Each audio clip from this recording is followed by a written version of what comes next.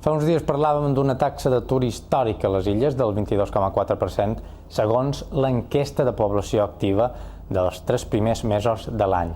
I avui tenim noves dades, aquesta vegada procedents dels registres que tenen els serveis d'ocupació. A l'abril, el nombre d'aturats inscrits a les llistes del SOIP es va reduir en 3.800 persones, el descens més elevat del conjunt de l'Estat. Ara bé, la diferència respecte de l'abril de l'any passat continua sent molt elevada.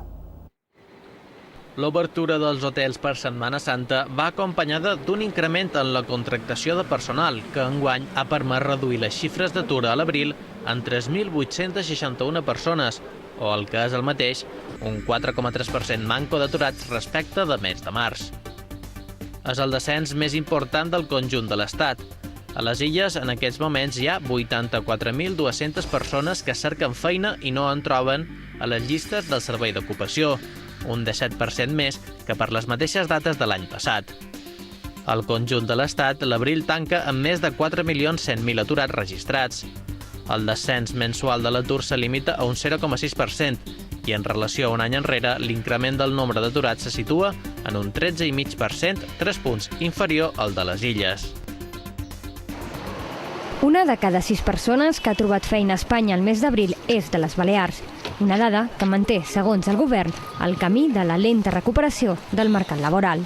Passar a tenir xifres de recuperació de l'ocupació netes, positives, demana la reconversió, la requalificació d'una part significativa dels treballadors de la construcció i, per tant, això durarà un temps. Els sindicats esperaven que la reducció mensual d'aturats fos superior al 4%. El mes d'abril marca l'inici de la temporada alta i sempre es tradueix en bones xifres. Creuen que la crisi aèria provocada pel núvol de cendra té a veure amb el retard de la campanya turística.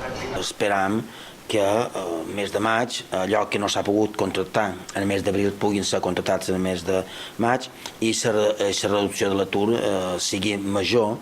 En els primers 4 mesos de l'any, 30.000 fixos discontinus ja han rebut la cridada de les seves empreses, 2.000 més que l'any passat. Una xifra, però, que no és suficient per reduir el nombre d'aturats, que superen de 8.000 els que hi havia l'abril de 2009. El preocupant és que, insisteix, segueix creixent l'atur registrat després de l'espectacular pujada d'abril del 2008 en relació a abril del 2009. Segons dades del Ministeri de Treball, al mes de març, 2.500 persones registrades als serveis d'ocupació de les Balears no cobraven cap tipus de prestació ni subsidi econòmic.